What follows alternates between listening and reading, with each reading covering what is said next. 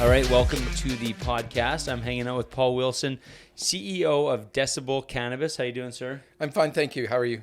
I'm awesome. So I think maybe, I don't know if ironic is the right term, but I don't think we're going to be talking a lot about cannabis, if that's okay with you. Yeah, it's fine. What intrigues me most about you is just you have had an amazing kind of career. You've worked with some amazing companies, and just I think just the ideas and the philosophies that you picked up along the way are really fascinating. So if it's okay with you, I just kind of want to dive into some of that Mark, stuff. thanks. Sure. Happy to. Yeah. So I think this is a good list, but if I'm missing something, let me know. Canadian Tire, Marks, which I still call Marks Work Wearhouse. Is that okay? Yeah. Just shows that I'm, not a loyalist. Yeah, exactly. Princess Auto, Spence Diamonds, Kit and Ace. Is there any other kind of memorable or ones that I missed that I should have added there? Oh gosh, I'm lucky to be involved with so many really great Canadian brands, great brands overall, and you've got a number of them there, and they've been spread out from a lot of them that you just talked about were in Vancouver and certainly Calgary, a bit of Toronto and Winnipeg. So it's a pretty good list. I'm sure there's some others we'll bump into as we move through it, but it's been a tremendous career. Awesome. I'll start off with a super random question. So I still get nervous. Like for me, doing podcasts has always been kind of an experiment and something that I'm lucky to get to meet so many really interesting people. But when I'm prepping for a podcast, I still get nervous. So when I was prepping for this one, I found myself chewing my nails, and if I had my kids around, they would have been smacking my hands as I'm doing it. Is there anything that you get nervous for, like when because you've been around the block, you've had a lot of success, but are there still things that make you nervous? Yeah, of course. You're one way or another. If there was some common denominator to what I've always done, I think I've kind of always woken up every day in some job going, "May I help you?" Yeah. To a customer, and. In the early days, obviously somebody goes, "Yeah, where are the shovels?" and you go down the aisle. Yeah. Later on, it becomes a more complex question, and you get nervous because one day they may say, "No, thanks, I don't need you." Yeah. And so I do. That's on our minds. How are we going to continue to add value? And as I prepare for something like this, it does cause you to stop and think and rethink and say, okay, here's a conversation, what we might talk about, and you're going to talk about how much opportunity there is to find value and add value in helping customers. And is that always going to be true? Yeah. And you mentioned, you're a dad, so am I.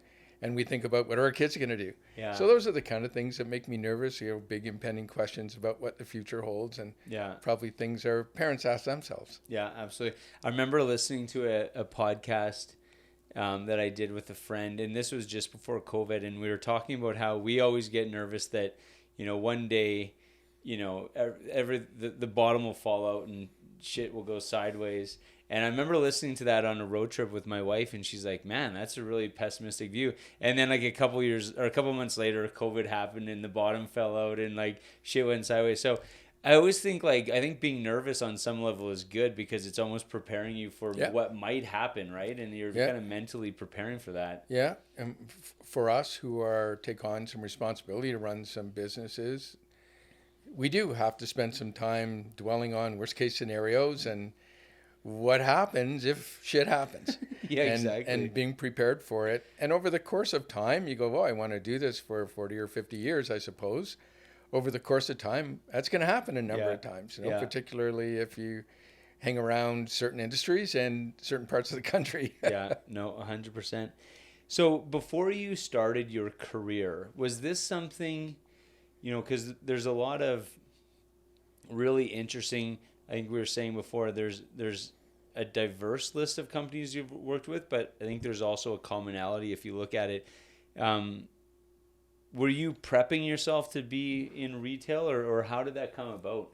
No, I think things have changed a lot. If we think back to when we were going to school and imagining what careers might be, there wasn't the diversity that we have now. So, right. In those days, I might go into computers. I didn't even know what that meant. Yeah. but, oh, my son's gone into computers, or my son's going to be a doctor. Yeah. Those disciplines now have hundreds or thousands of other disciplines inside of them. Right. You have to determine those things so early, and you have to be so dedicated. Back when I was thinking about it, it was far less defined. Right. And so it was business. Yeah. For me, it was going to be something to do with business. And in a perfect world, it would have been something to do with sports, like many guys going like, well, you can't make the team, but I bet I could manage a team. Yeah. One of those. And then, you like to think about those things, and then you go to school, and it was simple. You graduate and say, what am I going to do now? But all of my part-time jobs, et cetera, had been around retail. Right. And retail, of course, today is defined much differently than it was in those days. But it was easy for me to gravitate towards that. I knew a bit about it. I didn't have any illusions. I felt like I could probably get a job. Yeah. I do have a Bachelor of Commerce degree now, and I've done some hours on the retail floor. I bet I could get a job, and I did. And started in a department store, and continued in that theme for a long time. And it's still very much in that theme.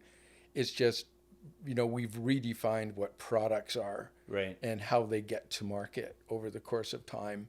But it's still every day waking up and finding a customer and saying, may I help you? Yeah, 100%. So for you, what did you enjoy about retail though? Because, again, if you have a commerce degree, so that I have a commerce degree as well, and there is it's like a shotgun, right? I mean, the opportunities are quite wide. So there's a lot of different areas that you could kind of go. What made you, what attracted you to retail, and then what kind of kept you into retail? I think I felt some confidence. I knew how to do it. And it was really defined for me as, a department store job that was actually on the sales floor. Yeah. And you're stocking shelves and doing a bit of merchandising and helping customers every day. It wasn't really on the accounting side of the business or the buying side of the business. Those were things that you may gravitate to over the course of time, but it didn't necessarily start there. For me, I just liked it, and it wasn't necessarily a part of the business that a lot of people wanted to work in. As funny as it sounds, they would say, well, if you could be in accounting, isn't that a Monday to Friday, and you kind of work in an office instead of like having to work nights and Saturdays and on a sales floor and talk to people, stock room, and not that any of those are good or bad. It's just I liked it, and to be honest, there was less competition. Yeah. For someone trying to build a career. Yeah. And so when you looked around, you would say, gee, if I could get good at this and be here for a length of time, there's not a lot of people like me. I bet I could do okay. Right. I bet I could add some value. And so it became something I liked, and something I was good at, and that makes you feel good about yourself. Yeah. And you learn, because you get to work around a lot of other people who've done it in some cases for a long time. Yeah. And it was a really good time for retail, to learn about retail, because it was really the day of the monster department stores ruling. Mm-hmm. And there would be a monster department store at either end of a mall. And the malls were a bunch of really nondescript small stores. There were no category killers. Mm-hmm. There were no big sport check stores, no collegiate sports or, the Forzanis, the checks, to become expert at that, much less the really specialty stores that came along eventually. There were just big department stores. Right. And whether it was a wedding dress or a great suit, or you wanted to buy good cookware, you went to these department stores. And over the course of time, others started to pick that format off. Yeah. They said department stores are okay, but what if I specialized in cookware? I mean, really specialized. Right. I could open a cookware store, or I could open a footwear store, or I could open a sporting goods store. Heck, sporting goods. Why would I take sporting? I could open a hockey store. I could open just a skate store. Yeah. And this opportunity to specialize eventually bumped those big department store chains that really, essentially didn't keep up. Yeah. And even the ones that did manage to keep up became more specialized. Yeah. When you think what Nordstrom's eventually became and what they're willing to offer, and it turns out even they struggled. Yeah. So I hung around there for a long time. and had like an excellent career. Moved to Calgary and joined Marks Work Wearhouse, and I loved it. I'm not sure in those days it was still run by the founder, Mark, who was a maniacal visionary for his customer. That sounds like you describe like an evil villain slash hero. I think exactly, and I think there were days where he was the evil villain hero, but he was always incredibly dedicated to his customer and the products that he built for that customer. So that was became my school of hard knocks of kind of getting that reminded to you every single day of what it took to show up and be the best, because this guy needs you. He came in because he needs you to go to work in the pursuit of his livelihood. Yeah. And whether that's staying safe or staying warm, or sometimes being able to get on the job site. So the essence of that business was really making a promise to that customer that they would play an enormous role in that customer's work life. Yeah. And our job was to build that business. And over the course of time, we did. And I, again, super lucky, got in on it, right when casual Fridays started to be a thing. So suits and ties were less important, and guys started to wear maybe khaki pants and polo shirts to work. And, so a following started because lots of the country started to look around for other ways of dressing. And, we were pretty good at that. And the big box phenomena started to happen where customers, slowly moved away from the malls that I talked about with the big department stores and started shopping in the power centers. Yeah. That, had some anchors. They had everything there in large formats that brought everything that customer could possibly need, whether it was electronics or groceries, or in this case, apparel. And gosh, we built 450 stores over 10 years, enormous in the middle of all of that.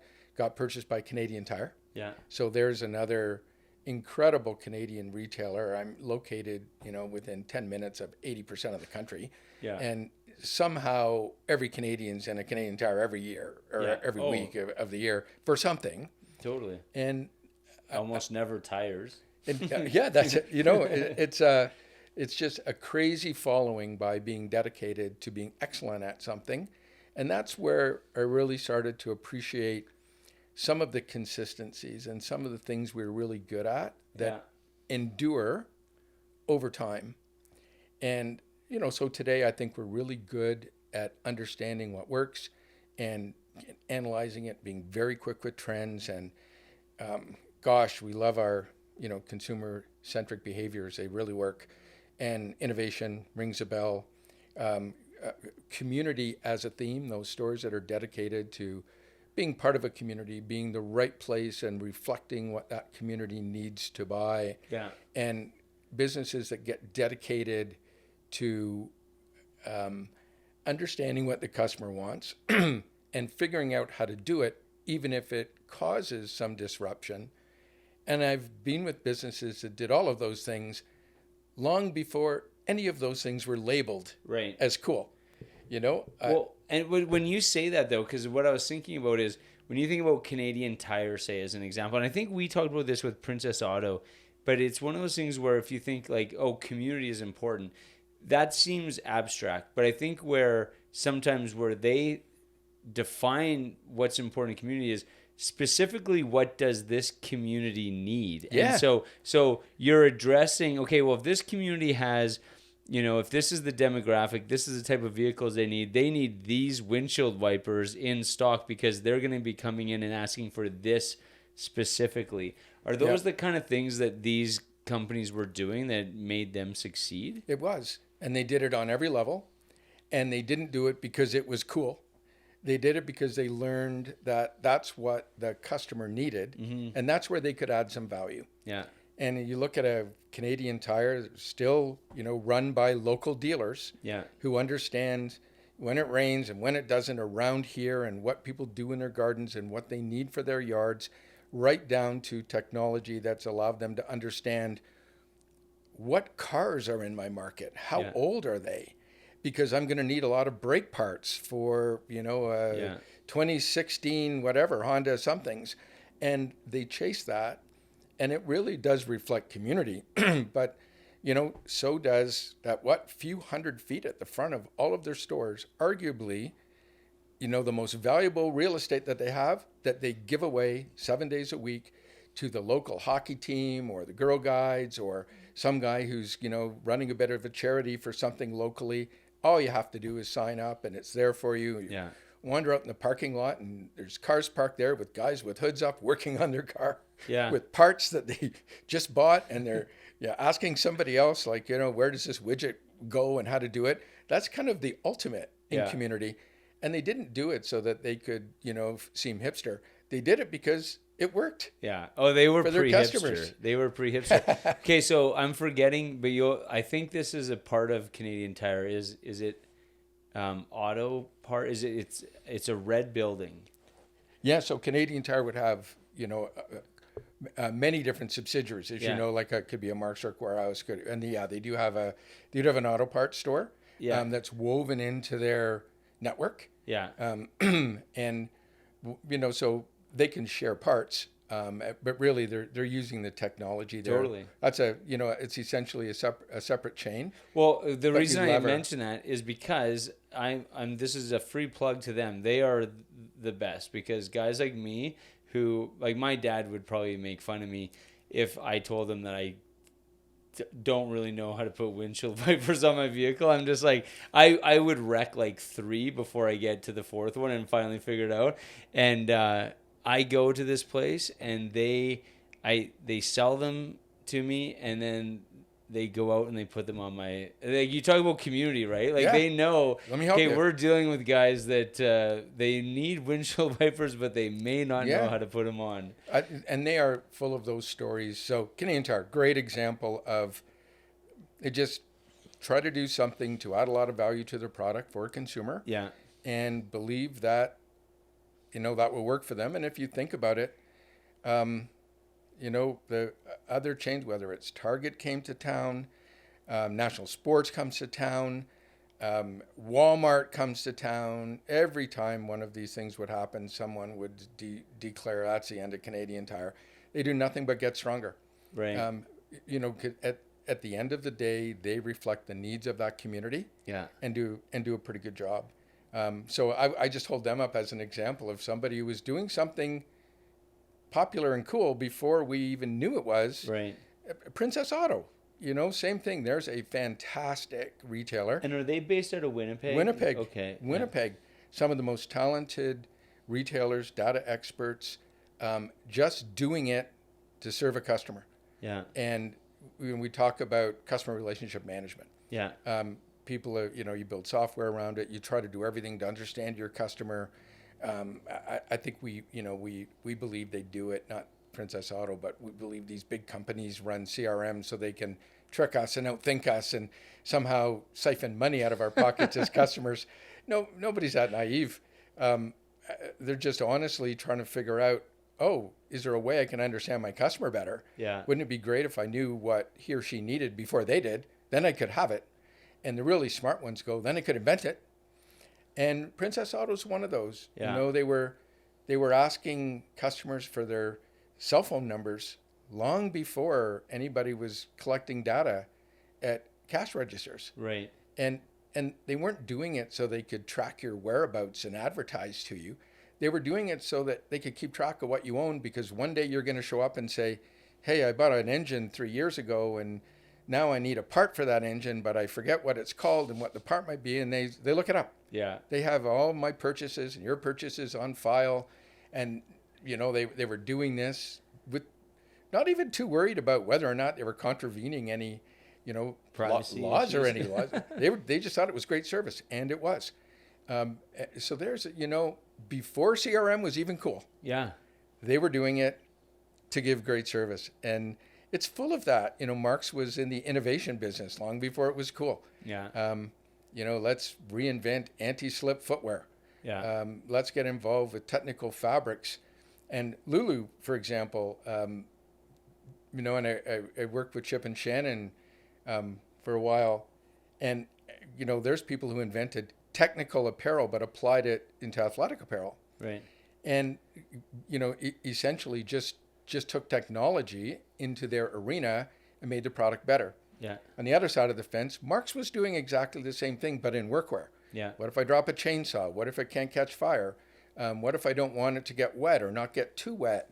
How do I do that? What if I want to have non-slip, but non-slip is different on a deck of an oil rig at 40 below than it is on a flour floor in a bakery. Totally. How do we keep guys safe? How do we understand that more days are lost by workers in the workplace because of slipping and twisting an ankle than ever get hurt because they step on a nail?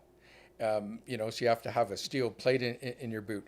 So really reinventing all of those things and starting to apply it to the regular guy, taking that outerwear that's good at 40 below if I'm, doing construction, Yeah. or doing your roof when it's 40 below, and said, I wonder if we can use it and apply it to the guy who's walking his dog. He probably wants to stay warm too. Yeah. And, became by a long shot the number one market share menswear retailer in Canada. Yeah. By a lot.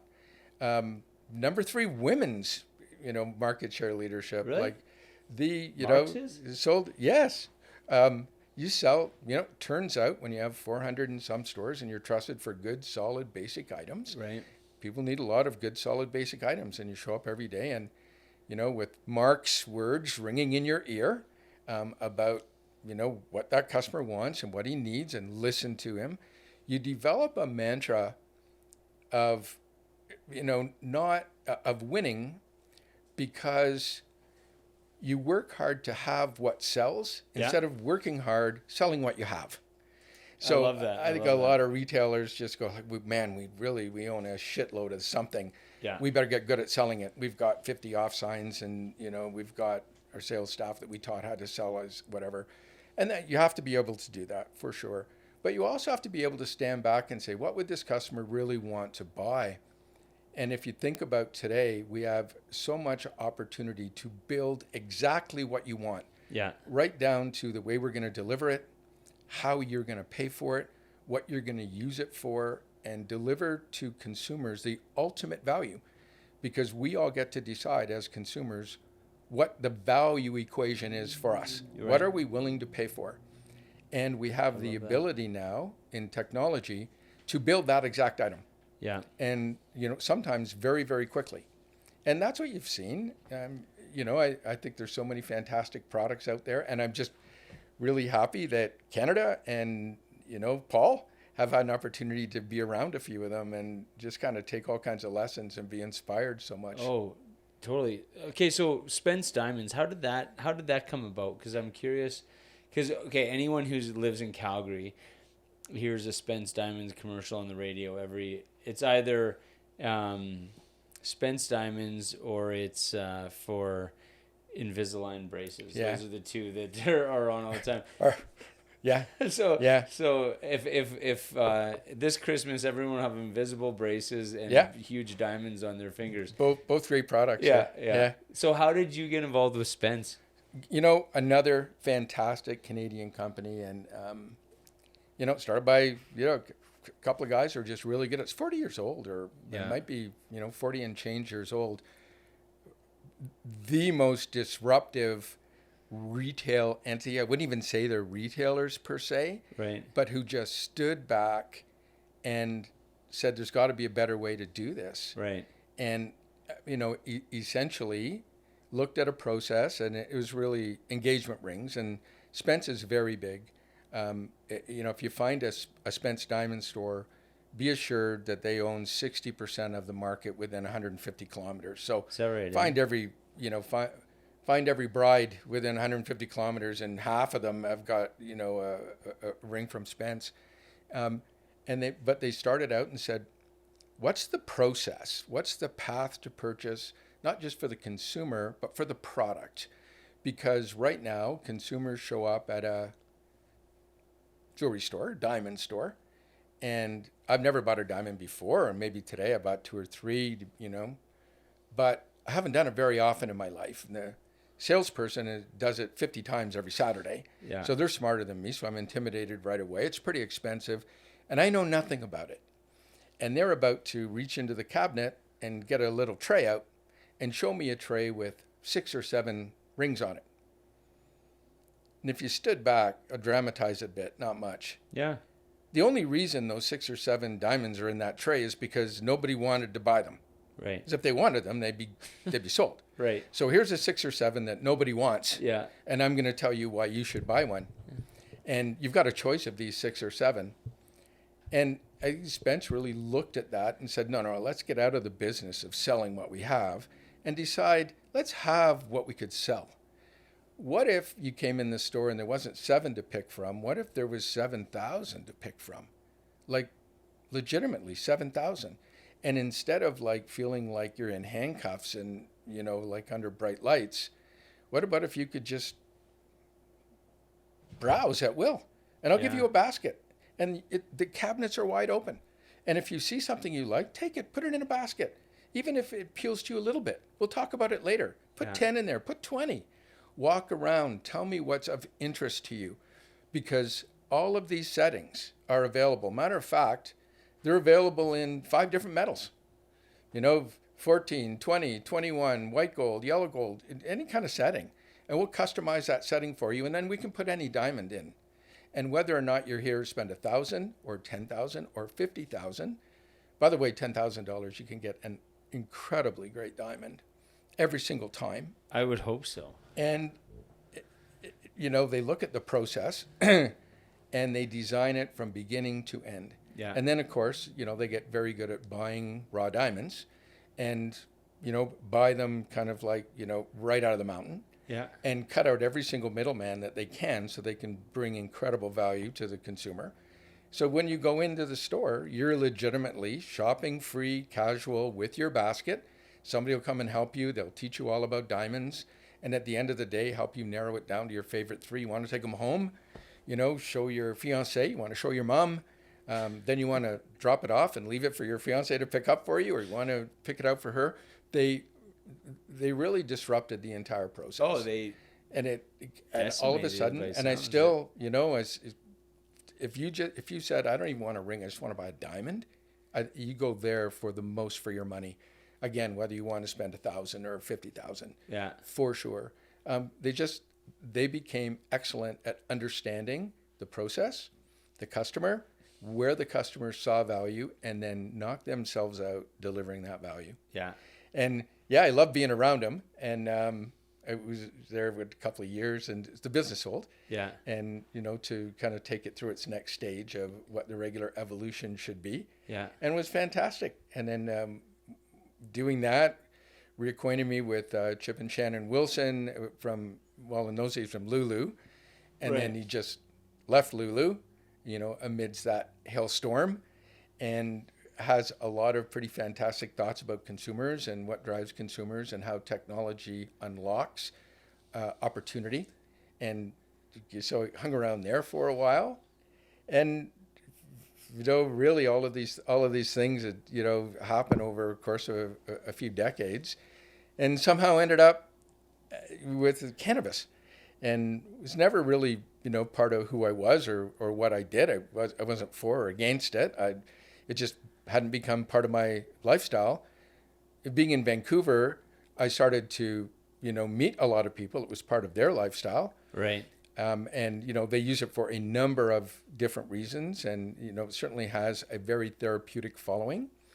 But it got me thinking that this is the ultimate white space. Yeah. Because it's not even legal. It's going to be legal in a year or two. So back when you were kind of experiencing and seeing what people were doing with it, it was kind of like, yeah, we're not there yet. It hadn't been legal, but you're like, it's going to be consumed. Yeah. So what if somebody started now defining the product? Yeah. So instead of selling what we have, let's have what sells, and let's, design it like we would design apparel. Yeah. Or a car. Here's where customers would want. There's a difference between 45-year-old soccer mom and 18-year-old Friday night, party. Yeah. What are the right products? Let's build those. Let's understand them. Let's do some good old-fashioned market sizing and work hard with customers, and then get our geneticists working. Canada's really good at agriculture. Yeah. And, get them working instead of the next sweet tomato. Get them working on, grades of cannabis that are going to either help me sleep or excite me or something. Yeah. And let's really build what will sell. So I got fixated on that as a white space, not necessarily for myself, but kind of armchair quarterbacking, and then got drawn into it eventually and realized like I might have been one of the only people who believed in having what would sell, because the market really decided, no, just sell what you have. Let's just go grow a lot of pot. I bet we'll sell it. And that's when I was talking about, the big powerhouses who did just that, bought a ton of greenhouse space, bought a ton of indoor, bought lots of outdoor, bought huge capacity. Turned out, we weren't going to need that much capacity, but really started out like that. And, perhaps I'll grow into it. But I did eventually meet the, other dozen or so people, or now 400 or 500 of us, but other dozen or so people who also felt like, wait a minute, like, why don't we design something that people will want or eventually want, and we'll sell into that, and brought a lot of other consumer insights from other categories into it. Said, what ought to this product be? And I appreciate it's cannabis, and it's going to be different than many other things, but I bet you it will share some similarities to why people appreciate Uber, or why people appreciate DoorDash, or what's happened in other consumer edible products. And this business is full of really like clever young people who have built a tremendous following, obviously, the number 2 brand. And really, it's just very much for me, stay out of their way, kind of, you don't have to push anybody, get out in front of them and plow the road. Let them go as fast as they want. And they really, embraced quality, certainly, nothing happens without a great product. But a lot of it was like, where does the consumer going to relate? And got involved really in ready to consume. So cannabis, as we know, is a product, and it's a flower, and you take it and you can grind it down, or you can, roll it yourself. There's a process, and some of that is all part of the culture.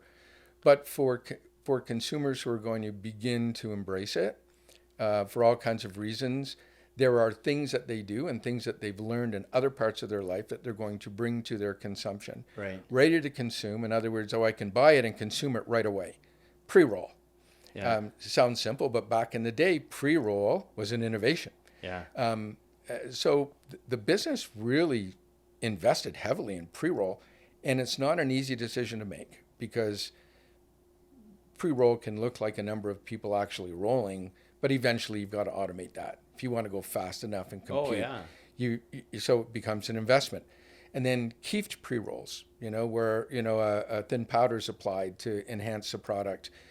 Infused pre-rolls, where you're infusing terpene and other products into the actual joint.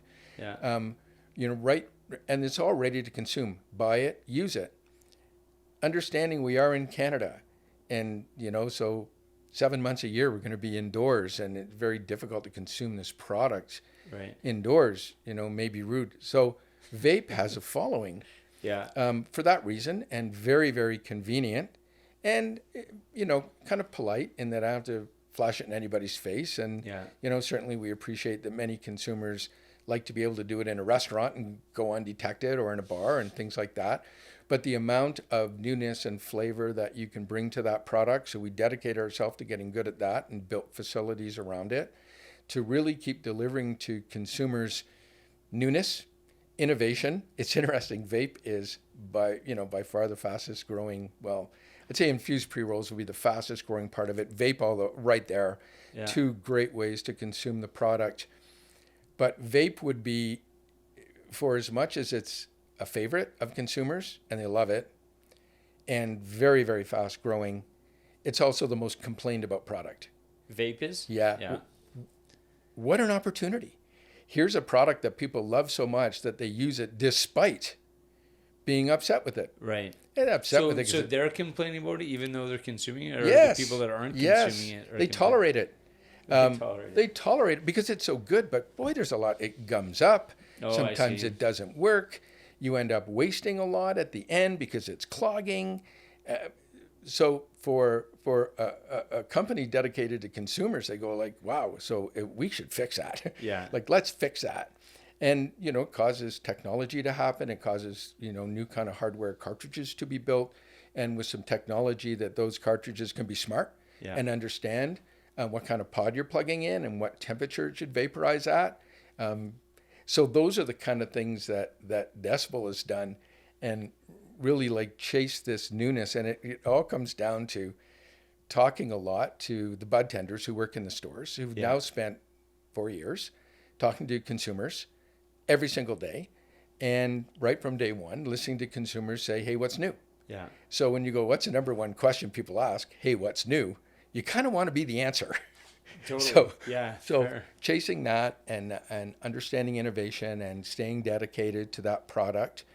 And the industry is full of really, really hardworking people. I haven't been around an industry that works as hard as this, that has had a lot of tough knocks. Yeah. From the government, from taxation, really from an investment community that's very disappointed that it hasn't grown far faster. Right. And each other. But really come to work every day with like such amazing energy and intelligence that they bring to it. It's very inspiring, but it's another chapter in saying, wow, if you just like understand those few fundamentals, what do consumers want, listen carefully, go build it for them. We all know that no consumer thinks that they're buying it for less than it costs you to make it. Right. They all know there's some kind of markup. They just want you to earn it. Yeah. So go, okay, what will it take to earn it? What will it take for you to tick me off of your value equation? And if I can figure that out, you're happy and I'm happy, and then just keep doing it. So anyway, you talk about this all afternoon as is obvious to you, but it's pretty inspiring. Like what's going on under our noses every single day.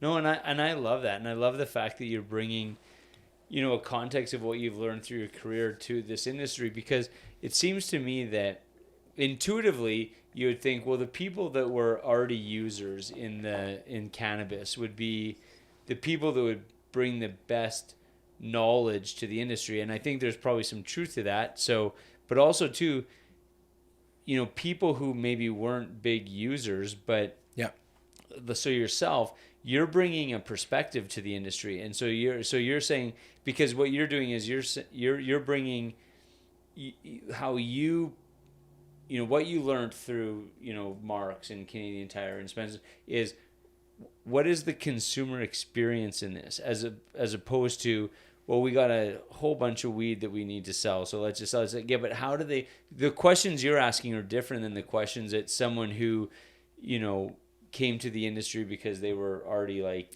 knee deep in the consumption portion of it, right? Yeah. So there's kind of needs to be both. It reminded me of the beer industry, because when craft beer was new, there was a lot of really hoppy, crazy beers that the brewers loved, and consumers might be like, that's not really my thing. So people were in some ways turned off of craft beer because the brewers were making them beers that they wanted. Yeah. They weren't looking at what the consumer was wanting. And so it was kind of this argument of like, well, when you finally figure out how good the products that we're making, you'll come back.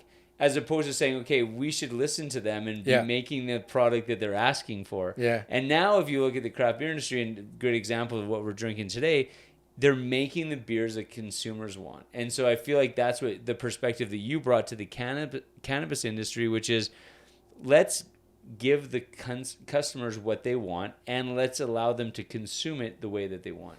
Yeah, and whether it's just ready to consume or, even the flower that Decibel grows, that was really Decibel's position all along. And I was lucky to get to join a business where they're already thinking that. It's not like I had to go and change anybody's mind about it. It's pretty interesting, and it's one of those things where you feel like this kind of always works. Like, why don't in any industry, figure out what the customer wants, and figure out, if I go and do that, how much would it cost? Would the customer pay me the profit required on that? Those things are pretty easy to figure out, and giddy up. Yeah, and it kind of always works. So it is working right now inside of cannabis, not just for us, but for others as well. But it's working everywhere. When you look at some of the products that are now taking up a lot of our personal consumption and how we do things, and if we were to compare, what the Wilson household is spending on today and how we are doing that versus 10 years ago, it's very different. Yeah. Because it's better. There are better ways to shop. Yeah. And there's 50 ways to shop for the same thing. There used to be one. Yeah. And now you can get it through many different channels in many different ways and pay for it any kind of way you want. And all of those things are really easy for you to understand. And you can get almost the perfect product really, really fast. Yeah. And it's a pretty good time to be a consumer. It was, yeah. And that kind of brings me to, actually, because I wanted to talk to you about technology, but before I forget, I feel like one of the themes, and I think it's a word that I think is misunderstood. So I'm curious what you think about, what does the word value mean to you? Sure. I think it's one of those words that everybody has a definition. I think it's important to land on something and kind of adopt it for your business. But I think value is just the expression of the combination of all of the variables that can go into a product. I'll use a product as the example for the moment that I'm interested in. And then deciding, is it worth it for me? Right. So is there enough value in it for me? Yeah. And if you say, here is a great new phone and it's $2,200, like, wow, that's expensive. But it's worth it. First of all, I would say, don't tell me it's worth it. Tell me what it has and I'll decide if it's worth it. Yeah. And if you go, are you kidding? It has this new camera that does all this stuff. I might say, oh my gosh, that's awesome. A camera's the most important thing. Or I might say, I never use a camera. Totally. So the customer gets to decide that value equation, and it is an equation. There's, some long formula of all the very different things that this product has in it. And that's what I mean when I say those can be customized, almost immediately for everyone to hit the exact equation that I find value in. Yes. And sometimes I want that label, that logo written across my back in 12-inch letters. Yeah. And sometimes I want to know where. I don't want anybody to know. It's great, like it's from Old Navy. Yeah. That kind of thing. But no, sometimes I want that Prada. That's part of the value. And sometimes you're going to say, man, I'm just not sure that's worth $2,800. You go, are you kidding? Yeah. It's worth way more than that. And I get to determine as the consumer, what it's worth. And we, in our businesses, need to understand that consumer and say, okay, can I build that for you? Yeah. And so that you say it's worth it to you, and then I say, okay, it's worth it to me too. Yeah. Yeah. And then what a great marriage. Yeah. That's when fantastic products exist, and it could be a Lululemon yoga pant. I'm really well acquainted and enjoying working with some young guys on a brand called 1620 USA out of the US, and they make workwear. Yeah, you mentioned that. I'm on their newsletter now, really? So yeah. Unbelievable. Marks did a really good job of saying, hey, we have a $30 work pant, and it became $40 because we added a bunch of stuff to it. We kind of apologized all over ourselves that it was $40, but it was really good. And then took work gloves and started spending more time understanding what consumers wanted, and then apologized all over ourselves that maybe they were $30 or $40 now. 1620 USA is a $400 US work pant. And they unashamedly say to their customer, we know it's really expensive. We think you're worth it. Yeah. And they let the customer decide. And the customer says, are you kidding? I wear these 18 hours a day. I make my livelihood in them. They have to do this and do that. And it's amazing how successful this, years ago said this little company, they're not little anymore. Right. And you know what? I mean, the market for $400 work pants is a small market, but they own it. Yeah. And they're doing very, very well because they understood an underserved customer and used technology to apply to it. they don't charge all that money because they advertise and built a brand around it. Yeah. They put quality into the product Totally. that the customer enjoys and finds value in. Well, and it's funny because I remember having that conversation with you where it's just like, we want to sell, Marks Work Wearhouse, in the early years, it's like we want really inexpensive stuff so that they don't have to pay a lot for their work clothes and stuff. But to your point, if I'm a carpenter and I'm wearing these pants every day, I don't necessarily need cheap pants. I need pants that are going to do the job because I'm wearing them every day for 18 and days. Don't like chafe, and when they get wet, they dry fast and they stretch all the right ways, and they have articulated seaming inside of them so that they remain very comfortable over time. But that took technology. Those things weren't possible 20 years ago. That took technology, and it took people to chase a vision of building something for a consumer, because a consumer said, "Hey, if you had something like this, I'd pay for it." Yeah, yeah. And they've done a really good job. There's a number of them out there. I'm a big Saxx underwear fan. Mm-hmm. There's a business, the men's premium underwear business. So gigantic category, obviously. The average pair of underwear sells for about $3. It's a 6-pack at Costco. That's the average pair of underwear. And the Saxx underwear says, well, what if it was $35 or $40? And what if it was better? Yeah. And I'll build it out of better fabric. We're going to apply very specific design to it. It's going to be incredibly comfortable, functional, et cetera, et cetera. And, guess what? They've doubled again, and doubled again the last time I've heard it. Insane. They're all over the U.S. now, enormous market, and successful, spend disproportionate amount of their time talking to their customers. Yeah. What do you want? What works? What doesn't work? What do you wish? Talking to as many people who don't buy their product as who do. Yeah. So it's what I say. It kind of always works. It always works. And speaking of that, you have a relationship with Chip Wilson. So, Lululemon, and then Kit and Ace. So I grew up in Alberta. All my buddies, I grew up playing hockey, but all my buddies snowboarded. And so I snowboarded a little bit as a kid. Yeah. But West Beach was a huge brand. So that was him, right? That was him. His first sort of successful brand. And then he went on. So you think about someone reimagining something like Lululemon just was something that, as far as I was concerned, didn't exist until they invented it. No, and it didn't exist. It didn't, but it was a understanding, and I think a Vancouver lifestyle was part of it. Yeah. Really like thinking a lot. And Vancouver, tremendous place in Canada. We underestimate the quality of talent that goes to work every day, at the Aritzias of the world, headquartered in Vancouver, even Mountain Equipment Co-op, sales per square foot, one of the top 3 retailers in Canada. And Lulu, tremendous talent going to work every day. And, in those days, under a Chip Wilson, and again, just saying, let's use technology. Yeah. It happens to be expensive. Okay, we'll get to that later. Yeah. Let's build a product that performs, is really good, looks great, that everybody wants to buy again. Yeah. And there you go.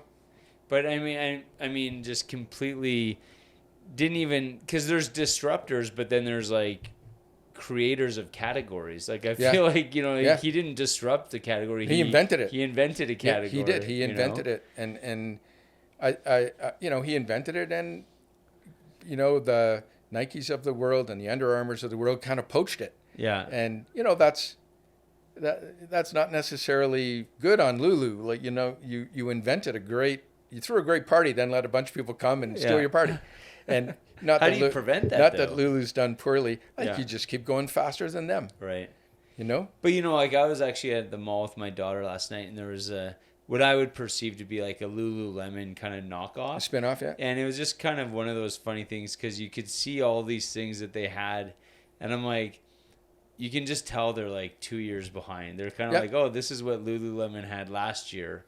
Now we have it. And it's, you know what I mean? Which is fine, but it's kind of like, I don't know how you prevent that.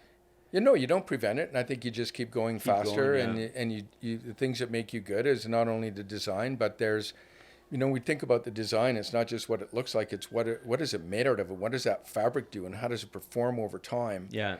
And technology has improved that so quickly, we got to challenge ourselves to keep improving it. Right. What's the next step? And customers have demonstrated that they see value in that. Right. And me being the first to buy it, not waiting for 2 years to be someplace else, there's a great following for that, a consumer who wants that. Yeah. And we have to serve them. And, Lulu does. They have like performance laboratories, and they're way out in front of us. Yeah. On all of that. And we were, we did that in workwear. It's just not as exciting as a category. Yeah, fair. As having a yoga. Pants. Yeah.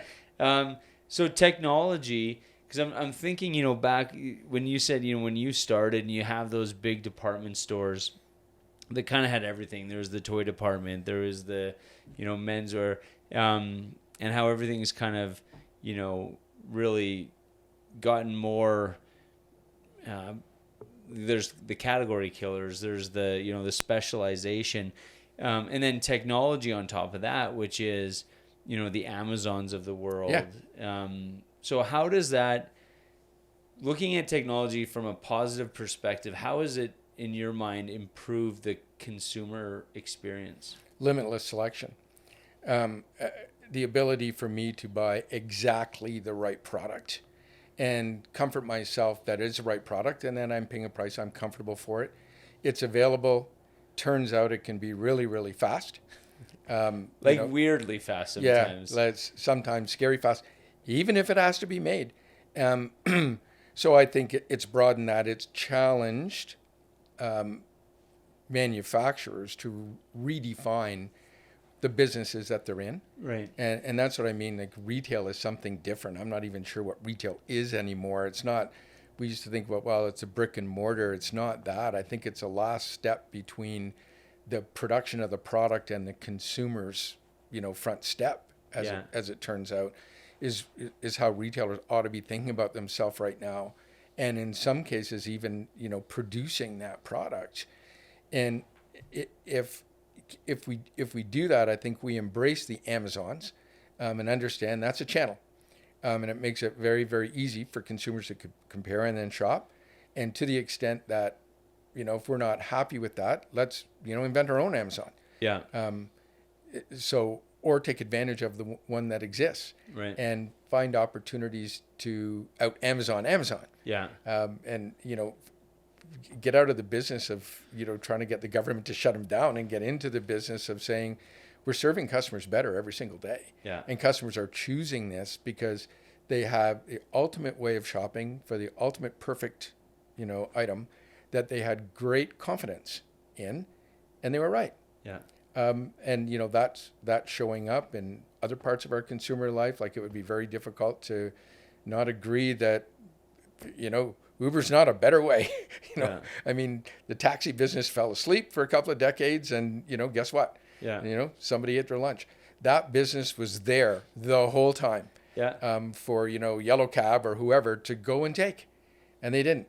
Yeah. And someone else came along and built a better mousetrap, and it turns out it's pretty good. Yeah, it's pretty good. And we have to say, okay, don't try to reinvent that. Try to think like that. Try to reinvent the thinking. Right. And you just back up and say, what does the consumer want? What would be a better way? Yeah. No, and I agree. I was driving home from Edmonton the other day, and there was like traffic stopped on the side of the road, and I'm trying to figure out what's happening, and then I see that they're all turning off to go, so they're turning off on the ramp to go across the bridge to go to Cross Iron Mills. Yeah. And I was like, holy shit, this is insane. Because I never would have done that. Like, if I was with my kids, I'd been like, yeah, I would have saw that line and be like, somebody no. get your phone out and order it, and it'll be at home before we get there. But it's cool because you think, people say, oh, no one goes to malls, brick and mortar's dead. But like, clearly, there's still something there. So how does brick and mortar, I think to your point a little bit, like, how do they embrace it? And is there still a space for brick and mortar moving forward, you see? Yeah, I think depending on the brand, certainly. Lots of places have done a good job of turning that brick and mortar into their showroom, where they can showcase a product, get you familiar with it, let you go home and keep shopping for it if you want. Yeah. Certainly there are consumers who, feel very good about the level of confidence that they get from being able to, see something and touch it and understand it, and maybe secure it for a better price than they might even online, particularly at something like a cross iron. Yeah. But the big footstep meter in the sky will tell us all that, mall traffic, 365 days a year, there's less of it. Okay. It may be a more decided traffic. It may be sales may be the same. We still know that 97% of purchases are made live, not necessarily online, depending on the category. So there's lots of opportunity to still be good, but pick your spots. Yeah. You better have a really great product. I thought Peloton and Tesla did really good work with their brick and mortar. Yeah. And using that and telling their staff, like, here's a win. Yeah. Come away with the interested person's email address. That's a win. Yeah. Because we need to talk to them and keep educating them over the course of time about our product. And you stand back and go, wow, that's so simple. and as opposed to, if you don't close half your traffic today and your average ticket isn't this, I'm going to get really mad at you and get rid of my staff because sales are low. It's like, anyway. Well, it's funny because we had the conversation about, I always feel like your perspective is so, it's almost sometimes you answer things in a way that I'm not expecting. We were having a conversation about, workforce, so employees and being employers and having to work and motivate employees.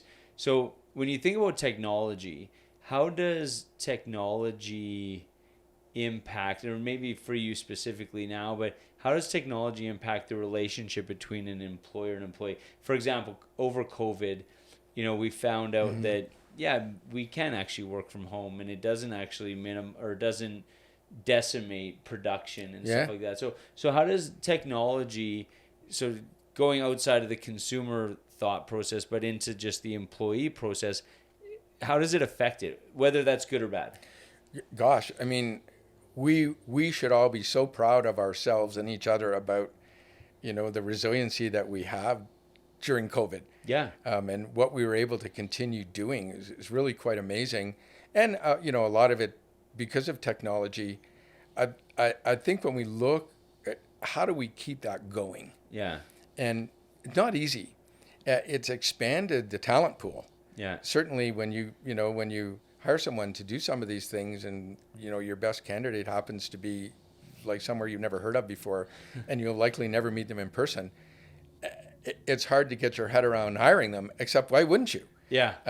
So I think it's expanded that talent pool. That's been excellent. It's allowed us to give them tremendous tools to work with. I think, we all shudder a little bit going, oh my gosh, I bet they're doing their laundry at 10 o'clock Monday morning. And you know what? They probably are. Really, we just have to redefine how we think about work and what we want people to do. And, find ways to establish culture that aren't to do with, well, I'm missing standing around the water cooler because that's where the culture happened. I think there's probably some of that, but that's what we defined as a culture. We have to figure out new ways of defining what that culture is. Right. And I see lots of them, but there will be new ways. And I'm feeling like, if we ought to be hiring almost enough staff, not quite, so that we're really challenging everyone to be very productive and trusting people to say, hey, you've given me more work than I can do. And I would say, I know. So feel free to figure out the 2 or 3 balls you need to drop. Right. Because they don't need to be done. You'll be smarter than us about figuring out what doesn't need to be done. Right. And understanding that we have to create such interesting work that it's what you want to do. Like, it's what you're interested in doing. It has to be more interesting to you than shopping on Amazon, because that's what you were going to do, instead of your work at 10 o'clock on Monday morning. See, and that was exactly it. I remember, because when you and I met a couple months ago or whenever it was, I remember driving into the office and I could see, as I was stopped at a red light, this guy in an office his computer was facing the window. And so I could see that he was playing solitaire. And I thought, why would you go to work at 7:30 in the morning and then play solitaire. Like I'd rather Yeah. hang out at home, Yeah. do whatever. So what's funny though is your perspective wasn't that you need to be more interesting than your competitors. It's like you need, as an employer, to be more interesting than Facebook. You need to be more interesting. Like you want your employees to be engaged to the point where, yeah, I know I could do all this crap online. I could play Minesweeper or Solitaire or whatever. Yeah. But I would rather be working and trying to solve these problems. Yeah, listen, my fantasy football is so exciting, and online gaming, that you could say, wow, I could make that into a full-time job and run the analytics behind it and make my living gambling while at work. Yeah. Yeah. So you probably could. And people are really smart, but it just means they want to apply themselves to fun, challenging things. So we have to make sure that our work is fun and challenging, take the boring stuff and, automate it somehow, or get it into a different environment, and have such interesting work that people would rather do it. Like when Amazon started originally publishing the results and started talking to us about their busiest time of day. And when you would look at it, you go, now growing up in retail, we were really busy at lunch hour and right after work and on Saturday. Yeah. Because that's when people aren't working. That's when people were available to shop. So Amazon comes along and has online shopping and tells us here's when they're really busy. They're really busy during work hours because that's when people are available to shop. That we put them in front of a gigantic, great PC with the biggest pipeline they have into the internet, better internet than they have at home. Yeah. And now we have to challenge them with what they want to do with that. Yeah. And Christmas shop is on their list. Yeah. Right. I got to get a gift for a bunch of people in my life. I can do it at work, with this comfort and whatever. And, meanwhile, we're getting our work done. I'm just raising it as a thought, like for all of us who employ people, we can either invest in figuring out how to have really exciting work, or we can invest in this trolling software that figures out what you're keystroking today and, right. How often your chair moved or how often your keyboard moved and if you're really working. And all of those are legitimate. We all have to figure it out, but it's interesting to challenge ourselves to think in different ways. Yeah. That if work was the most interesting thing, and it's like, oh, I know. I never got around to my Christmas shopping. I was just so engaged in my work. Sorry, kids. We won't have a Christmas this year. I was so engaged in work. So when you look at everything, what would you say your mantra is? And I've heard you repeat a few things, but your philosophy or your mantra? Yeah, you know what I mean. It changes depending on the moment. What I would say lately, I'm feeling like, and this is something that applies to personal life and work. I forget how the saying really went when it was told to all of us for the first time, but more is lost through indecision than bad decision. Right. Like, make a choice, get on with this. Yeah. I know there's lots of reasons to not make decisions sometimes and to put stuff off, but I see a lot of drag in the system because we're not getting on with it. So I think getting on with it, and I also think have a plan. Don't just grow a lot of pot and try to sell it. Like, have a plan. Yeah. How big's that market? Where's it going to be? And you can apply it to absolutely everything. You could probably, build your staff with it. Like somewhere there's a person at work who you think is, not very engaged, and it's because we're not giving them engaging things. Yeah. We're going to find out later they do incredible things in their personal life where they can get engaged. It's so funny because it's such a rare thing to hear, but it's like putting that problem back on yourself and being like, well, wait a second. What if it's our fault for not engaging them as opposed to their fault for not being engaged? Yeah, which certainly our opportunity. So I would say that, that's a mantra that's, like in my mind a bit right now. Like, are we getting on with stuff quick enough?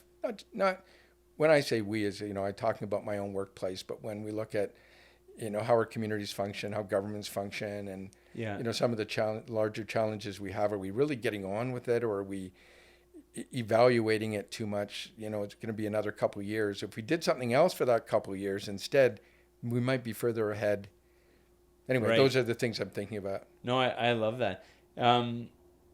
So I used to ask people, I'm still going to ask you, but so what motivates you? And I was thinking about this the other day. I thought, I started to get the idea of what motivates you and what are you passionate about the same. And actually what I meant when I first started asking the question, what motivates you, is how are you motivated? Which is, are you, so I'll give you an example from my life. Is I used to be motivated by having a chip on my shoulder and kind of proving people wrong. They would be like, well, you can't do that, you can't do that. And then one day I realized, so that's how I was motivated for a long time. And then at a certain point I realized that I wasn't really motivated in that way anymore. I was more motivated by, helping, like, kind of sharing stories, and really, like, I was excited by what other people were doing, and how I could maybe help them and stuff like that. So when you think about what motivates you, what is it? What would you say that is? Yeah. I think about the motivation as this kind of pie chart, and it of being some combination of fun, fame, or fortune. Okay. And don't think of those as exclusively as I just said it. But, fame isn't, I need to be famous, but it's like, am I relevant? Am I regarded? Do people respect me? There's a fame piece of it. And the fortune piece of it is, do I have enough money? Am I paying the bills? Or do I aspire to be super rich? Or do I aspire to get by? Am I achieving that? And I think at different times it's been different things. And right now I'd say there's a big part of that is on the fun part of it. Right. And it's just, am I enjoying every single day? On the personal side, even when things aren't going my way, am I learning from it? Am I finding energy from it? They always say, the people and the things you're doing, are they loading you with energy, or are they sucking energy out of you? Yeah. It's and so I do try to monitor that. So I think at the moment, a lot of it feels like fun. Just think of it as I'm liking every day, enjoying what I'm doing, and the other parts of it may come back, Yeah. But at the moment, it's a fun part. I like that. Yeah. Thinking of that as a pie chart, and it's not always going to be a third, but it's going to be like, okay, where am I at with all of those components? Yeah, and everybody's different, and kind of always asking yourself, I just met a new person. What's their pie chart? Yeah. And one's not right or wrong, or mine's better, or this makes you a bad person. It's just, no, I understand it. Yeah. And that gives me a better opportunity of building you something you want, giving you a product that satisfies you, or helping you, or, achieving some success on your behalf in a business or personally or something. Yeah. So, would you describe yourself more as someone who's passionate or curious? Or do you distinguish between the two? No, I do. Again, I think the answer almost is always it depends. Yeah. So on what we're talking about, there's lots of things I'm still super curious about, and some things I'm passionate about. I think I'm still driven a lot on the curious side. I'm happy to learn things, and you get past a point where you feel like you have to demonstrate that you know everything, and you just go, no, I'm happy, just take it in. And if you think I'm dumb, okay. Yeah. It's that's not on my radar screen at the moment. That, that's in a different part of that pie chart from a couple of decades ago for me. Totally. Yeah. I think sometimes being curious can be seen as, because you're asking questions. And I've always said, people who ask questions, when I was growing up, I felt like people that asked questions were seen as the dumb people, and the people that had the answers were the smart people. So you were scared to ask questions, right? Because you wanted to be the one that had all the answers. But I think the fun of it is in having the questions and being curious, because that's when you're continuing to learn, kind of thing. Yeah. And then you get to decide if you like the answer, or if it's still important, or whether or not you feel like, I'm not even sure why I asked that question. Yeah. Oh yeah. No, I trust me. I'm there all the time. So when you look at everything that you've done and how you get to apply it in your role, what are the biggest things that you take away from your career that you've applied to your role as CEO and someone who's really helping to shape the industry of cannabis? It's simply understand that there's some equation, and in that equation is a little piece of profit, and we should not be ashamed of it. We shouldn't be embarrassed by it. That's simply how much we have to earn to pay the bills around here, and to pay ourselves. Yeah. And if I'm honest, and with all of my customers, and say, I'm really saying to them, we, our business, or, you know, whatever, are going to create something for you. Is it good enough that you will afford us a bit of profit? And sometimes they say no. Like, yeah, they do. And either they tell us no in time, which is before we build it, Right. or we build it and they don't buy it. Right. And that's just because we kidded ourselves. Yeah. You know, on whether it was worth it or not. So I think that's what we spend our time on, and that, as I said, is a common denominator. It's like, you know, is this good enough for you? And if they say no, saying what would be, is there anything that, you know, that I can build, Yeah, or can change, or do, or some kind of service. So that's some consistency, and I think that's still the thought that I take into most conversations. And it's so simple, and I know it's remedial, and, you know, sometimes we question like whether it's high enough level thinking.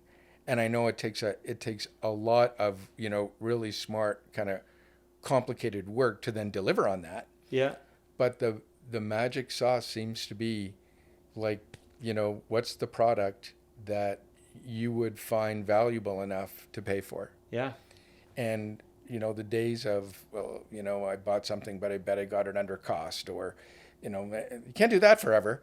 You know, it totally. may happen once or twice that you find something that's exactly what you want or close, and you go like, wow, I couldn't believe it. It was like marked down to nothing. Okay, good. But, you know, nobody's desperate to do that again. Yeah, exactly. You know? Someone's losing in that equation. Yeah, and it won't work. Yeah. And, you know, we used to, or would hear conversations, you know, way back from adults, and you're a kid going like, oh, I beat him on that one. Yeah. I just bought a car. I'm going to square off with the dealer and beat him. I'm not sure that's a product. It might be the way we think about it because it's part of the game. But underneath it all, they need to be profitable. They need to win on some level so that they can play the game again. Like if they're losing, that absolutely doesn't work. It doesn't work consistently. You know, one of the things I was thinking about as we were talking was Canada is one of the first countries in the world to legalize cannabis, and so what you guys have went through is kind of a steep learning curve. Yep. And you know, and some people lost out big time on that, I'm sure, so but we kind of 4 years later kind of hopefully have some base of knowledge as other countries open up. So let's say the US, and I don't know what that timeline looks like, but is there an opportunity for then companies like you to be leaders and kind of help them, you know, bring the industry Very much so. and mature? Is that one of the opportunities you guys have? Very much so.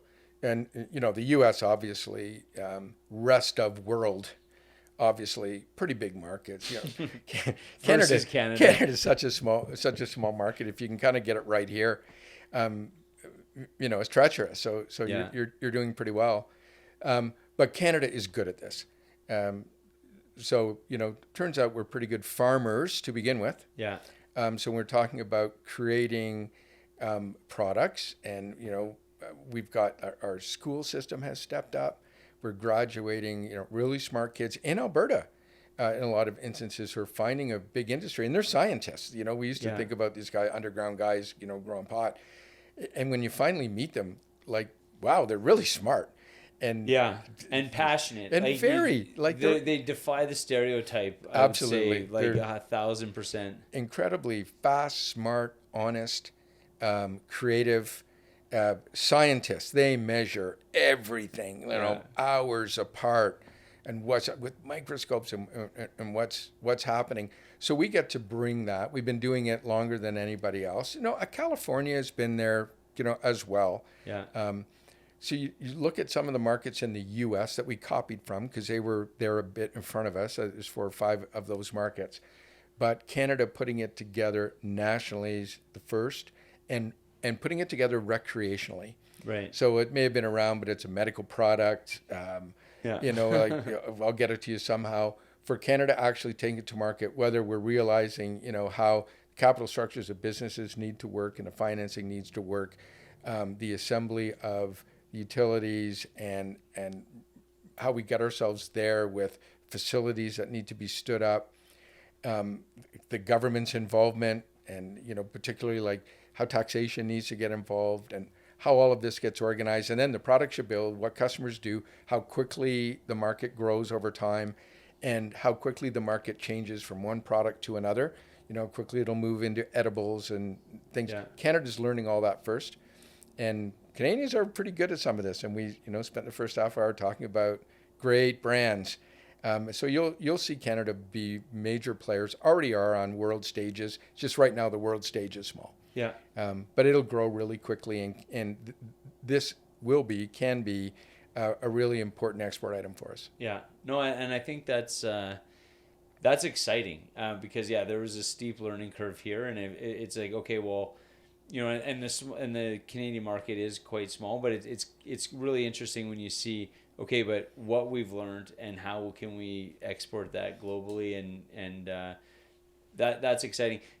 And then what's interesting is you're such a big part of the industry, but the perspective, and that's really hopefully what we were able to get across, is your perspective comes from years of being with these world-class companies that disrupted in certain ways, innovated in other ways, and just really learned like how do we bring value to the consumer. And so you're taking that perspective and you're now bringing it to the cannabis industry, which I think are the questions that they need to answer, right? And then we answer it here and we export it to the world. So. Yeah, we think so, and we're pretty good at it as an industry, and learning really fast. Yeah. So, and Canada's good at that too.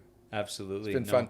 I appreciate you taking the time. This has been a lot of fun. Oh, thanks for having me. My kids will yell at me for why I was chewing my nails all afternoon, but I'll tell them, hey man, I was meeting up with Paul, so I was nervous, but I appreciate you taking the time, having a beer with me, and sharing your story. Okay, thanks again. Okay, take care. Bye.